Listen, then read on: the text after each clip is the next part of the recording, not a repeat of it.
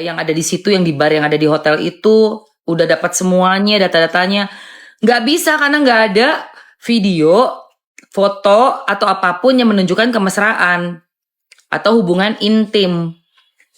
Kalau mau dengar dari yang Bang Fahmi, oke, biar kita berimbang, kita dengar dari yang Bang Fahmi ya. Ini sama-sama statusnya adalah pengacara masing-masing pihak ya. Lagi heboh lagi. Halo Paula. Nih. Adanya seorang yang nulis atau durhaka kepada suami.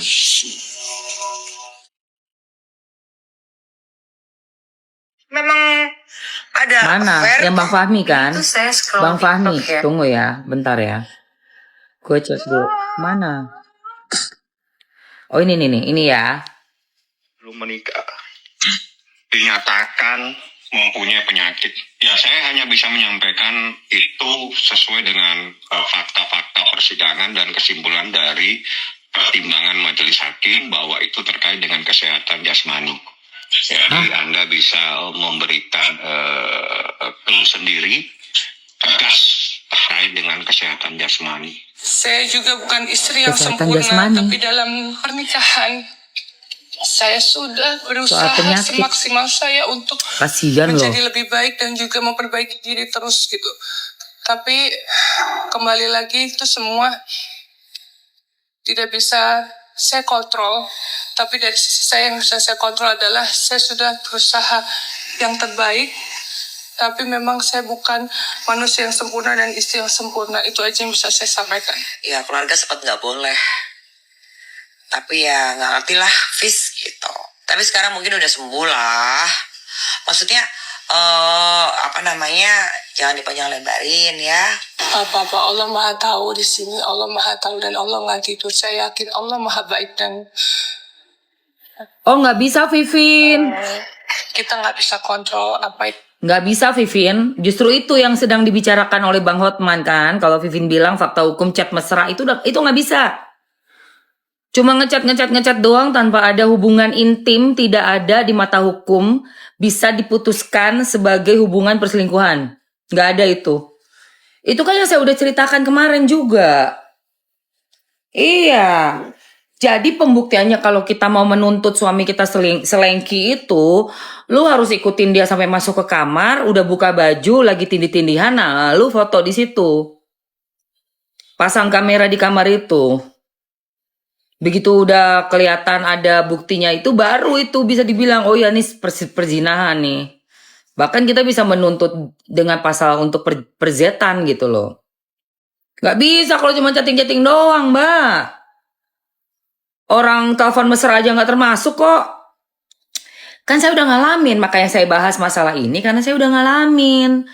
Saya pernah mau bercerai itu, saya pernah melakukan permohonan gugatan cerai karena sudah menemui orang ketiganya, udah ngaku suka nginep, udah saya kumpulin buktinya semua dari hotel, perjalanan mereka, tiket pesawat, di check in di kamar, makanannya, minumannya, di bar, semua tuh udah saya tahu. Tapi saya nggak punya foto, nggak punya video, nggak bisa. Bo, tidak diterima di pengadilan seperti itu.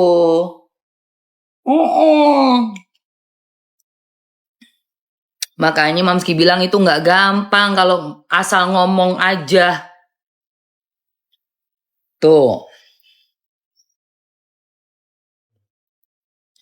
Pokoknya kalau udah ada video, ada foto ya bisa. Gitu loh Mbak. Ya. Kopi. Gitu. Seperti itu. Dengan visum, di visum lagi ya udah gak bisa lah, orang udah lewat misalnya mereka liburan misalnya di hotel gitu kan, terus ada yang ngevideoin misalnya CCTV-nya tiba-tiba dikasih ke kitanya baru tahun depan, masa mau divisum lu gimana? Udah lewat, yang penting udah ada bukti fisiknya aja, lagi cipika-cipiki, lagi mesra, pokoknya berhubungan intim kayak gitu. Mm-mm. Betul, aku dulu juga waktu ajukan perceraian dikasih tahu kalau perselingkuhan harus ada video. Iya, harus ada video, say. Mm-mm. Gitu, say. Ya, gitu. Jadi kalau misalnya mau ada yang orang ngomong A, B, C, D, nggak bisa diterima. Dalam hukum itu nggak bisa cuman omon-omon. Oh iya, saya ngelihat begini. Faktanya apa lo ngelihat? Nggak bisa, makanya kalau namanya di persidangan, di pengadilan, itu nggak bisa lo cuma sekedar, oh iya kan gue lihat begini, oh itu nggak bisa. Nggak bisa, ya. Jadi emang nggak gampang guys, sumpah. Oke guys, kita mau masuk sekilas iklan. So, ini gue punya em, skincare yang gue pakai udah sekian tahun ya, udah 1 tahun 3 bulan. Oke, gue mau pakai Pink Glow Serum dulu pagi-pagi nih, matahari sebelum keluar. Kita skincarean dulu ya sayang, bentar. Cus, nih serumnya. Serumnya ini buat bikin muka kita glowing, kinclong, biar suami juga nggak kemana-mana ya, suami gue. Awas lu ya, gue udah ngerawat muka gue nih pakai Pink Glow Serum ya, awas ya. Muka udah kinclong nih, udah kinclong kece ya kan. Biarpun dikata gue lebih tua 18 tahun, gue jaga semuanya ya. Hah, yo, skincarean dulu. Kasih kinclong muka, kasih asik goyangan, yuk. Harusnya Presley Skin sayang. Kasus Angel sudah datang lagi, misalnya nggak bisa didakwa. Nggak bisa kan didakwa kan, bener nggak? Bener. Ini ada niacinamide-nya 4,25. Jadi, hai Ori Shop. Ini bikin kinclong ya. Awas ya suamiku. Aku sudah merawat wajahku dengan Presley Skin Pink Glow Serum. Dan aku sudah melakukan olahraga hampir setiap hari. Lari, ngangkat beban, terus main pedal untuk bikin body gua oke. Awas kamu ya kenapa-napa. Oke, cus abis pakai ini, kita langsung pakai day cream. Aku tahu kamu baru berumur 33 tahun. Dan tahun ini aku sudah 51 tahun. Tetapi jangan khawatir. Aku akan selalu menjaga kondisi ya, Be. Emang susah ya, Bu ya. Namanya rumah tangga tuh cobanya ada aja. Maka kita harus jaga muka kita tuh jangan kenapa-napa. Tetap selalu glowing, glow up.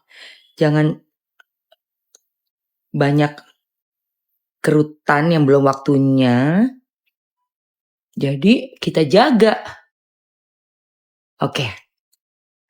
Ada yang mau skincare-nya 3 ini nih. 1, 2,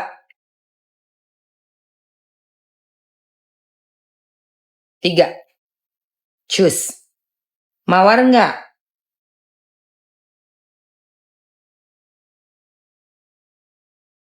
Iya ini untuk ilangin flek. Jadi ini buat yang kamu yang mukanya udah ngeflek, kusam, ada tanda-tanda penuaan. Untuk umur 13 tahun ke atas sudah bisa. Yang punya jerawat, boleh banget. Di sini di aku mau day creamnya SPF-nya cuma 10. Jadi aku tambahin lagi pakai yang ini. Ya. Nah, kalau yang malam aku pakai ini nih, yang ini. Buat yang beruntusan bisa dong, ini krim malamnya nih. Enak banget ini krim malamnya. Ya, kayak gini. Ini tadi yang aku pakai krim paginya. Oke, aku masukin lipstick ini, lip serum. Terus pakai Pink Glow Serum Day Cream Night Cream yang isi 3. Hadiahnya ada face mist. Jangan sedih ya, udah gue masukin ya. Oke, 2 menit aja sekilas iklan. Balik lagi kita bahas kasusnya Baim Wong nanti abis ini ya. Oke sayang. Kalau suaminya pelong, perempuan kudu punya kreasi untuk bisa nyari uang sampingan. Jualan kek, terima jahitan kek, belajar ngejahit, belajar ngedit, posting-posting. Atau yang punya hobi masak, terima pesanan kue, terima pesanan catering. Pokoknya jangan ngandelin full ke suami.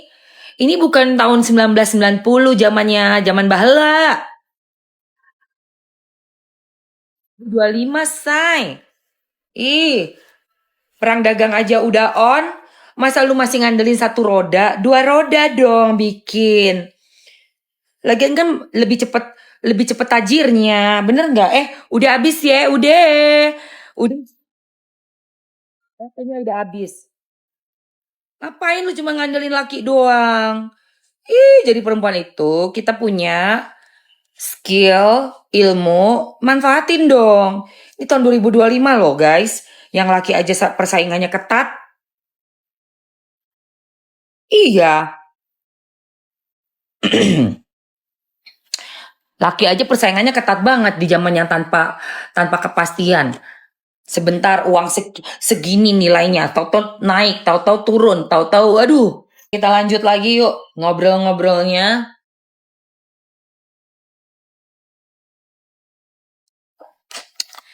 Jadi ini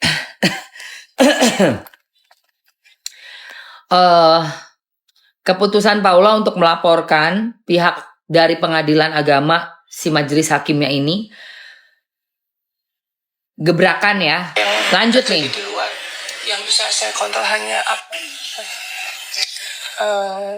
kita nggak bisa kontrol apa yang terjadi di luar. Yes, Dera. Bisa saya kontrol hanya apa yang menjadi respon saya dan menyikapinya semuanya. Dan buat saya ini sebuah ujian naik kelas. Saya masih menjaga banget sampai sekarang privasinya ibunya. Privasinya ya. Paula Verhoeven yang tidak terima putusan hakim tidak hanya meminta keadilan pada Komisi Yudisial, tetapi juga meminta bantuan pada pengacara senior Hotmat Paris Hutapea.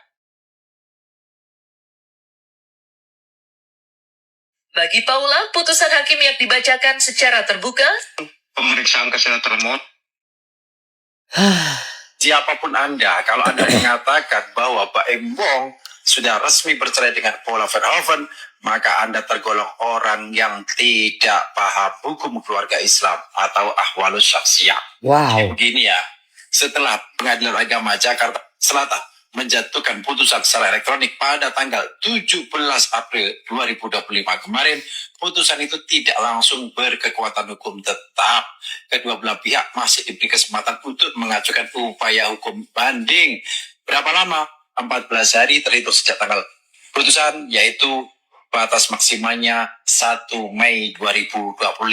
Oke. Nah, kalaupun nanti tidak ada yang mengajukan upaya hukum banding, tidak otomatis juga mereka langsung resmi bercerai. Kenapa?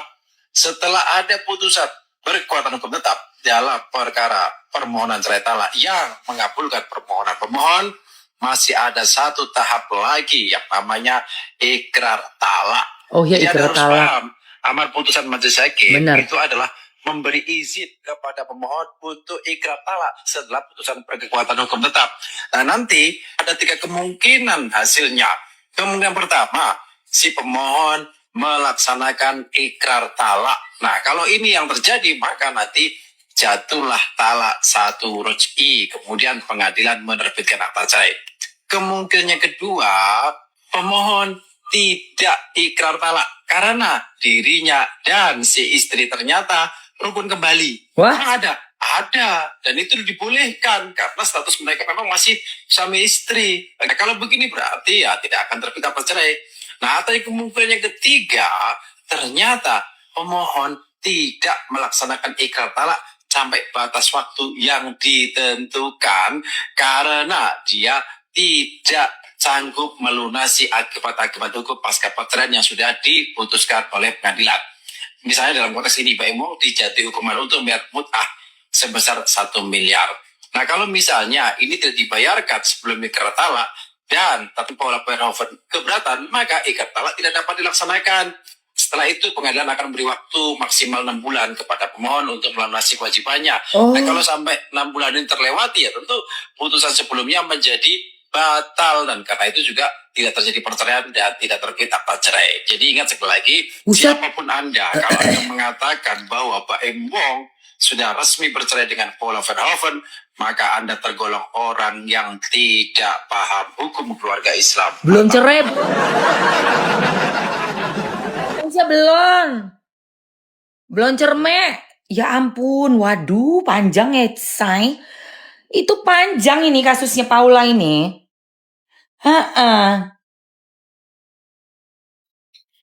Yeay, udah habis waktunya ya. Iya, jadi gitu. Apa namanya? Belum resmi bercerai, itu masih panjang ternyata kasusnya Baim sama Paula. Panjang nih, dengerin nih. Panjang. Kalau menurut pengacara ini panjang, guys. Ya, jadi begini ya. Setelah Pengadilan Agama Jakarta Selatan menjatuhkan putusan secara elektronik pada tanggal 17 April 2025 kemarin, putusan itu tidak langsung berkekuatan hukum tetap. Kedua belah pihak masih diberi kesempatan untuk mengajukan upaya hukum banding. Berapa lama? 14 hari terhitung sejak tanggal putusan, yaitu batas maksimalnya 1 Mei 2025. Nah, kalaupun nanti tidak ada yang mengajukan upaya hukum banding, tidak otomatis juga mereka langsung resmi bercerai. Kenapa? Setelah ada putusan berkekuatan hukum tetap dalam perkara permohonan cerai talak yang mengabulkan permohonan pemohon, masih ada satu tahap lagi yang namanya ikrar talak. Tuh. Anda harus paham. Nih perceraian Baim belum cerai. Itu adalah memberi izin kepada pemohon untuk ikrar talak setelah putusan berkekuatan hukum tetap. Nah, nanti ada 3 kemungkinan hasilnya. Kemungkinan pertama, si pemohon melaksanakan ikrar talak. Nah, kalau ini yang terjadi, maka nanti jatuhlah talak 1 roj'i. Kemudian pengadilan menerbitkan akta cerai. Kemungkinan yang kedua, pemohon tidak ikrar talak karena dirinya dan si istri ternyata rukun kembali. Memang ada, dan itu dibolehkan karena status mereka memang masih suami istri. Nah, kalau begini berarti ya tidak akan terbit akta cerai. Nah, atau kemungkinan yang ketiga, ternyata pemohon tidak melaksanakan ikrar talak sampai batas waktu yang ditentukan karena dia tidak sanggup melunasi akibat-akibat hukum pasca perceraian yang sudah diputuskan oleh pengadilan. Misalnya dalam konteks ini, Pak Emo dijatuhi hukuman untuk membayar mut'ah sebesar 1 miliar. Nah, kalau misalnya ini tidak dibayarkan sebelum ikrar talak dan tapi Paula Verhoeven keberatan, maka ikrar talak tidak dapat dilaksanakan. Setelah itu pengadilan akan memberi waktu maksimal 6 bulan kepada pemohon untuk melunasi kewajibannya. Nah, kalau sampai 6 bulan ini terlewati, ya tentu putusan sebelumnya menjadi batal, dan karena itu juga tidak terjadi perceraian dan tidak terbit akta cerai. Jadi ingat sekali lagi, siapapun Anda, kalau Anda mengatakan bahwa Pak Em Wong sudah resmi bercerai dengan Paula Verhoeven, maka Anda tergolong orang yang tidak paham hukum keluarga. Tuh. Belum cerai, Bos. Masih panjang ya.